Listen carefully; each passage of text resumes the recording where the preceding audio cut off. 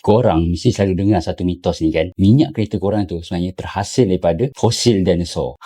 Tu sebenarnya mitos paling lama dalam dunia petrol. Faktanya, bahan bakar fosil memang datang daripada fosil. Tapi bukan fosil dinosaur yang besar tu. First sekali, arang batu. Arang ni tak ada kena-mengena pun dengan T-Rex. Dia datang daripada tumbuhan zaman Carboniferous, iaitu 300 juta tahun yang lepas. Masa tu, dinosaur pun tak wujud lagi atas bumi ni. Proses dia, tumbuhan mati, jatuh dalam paya, tertimbus sampai terhasilnya tekanan tinggi and jadilah arang batu. Yang kedua, petroleum and gas asli. Ini pun ramai ingat daripada dinosaur sebab zaman dia dah macam dekat-dekat. Tapi tak pun. Minyak sebenarnya datang daripada hidupan lautan purba macam plankton dan alga. And bukan dinosaur. 70% minyak yang kita korek hari ni sebenarnya datang daripada organisma laut zaman jura dan kapur. Organisma laut tu tadi mati, tenggelam dan tak kena oksigen, lepas tu tertimbus. Haba campur tekanan dikenakan dekat organisma mati ni tadi, jadilah minyak dan gas.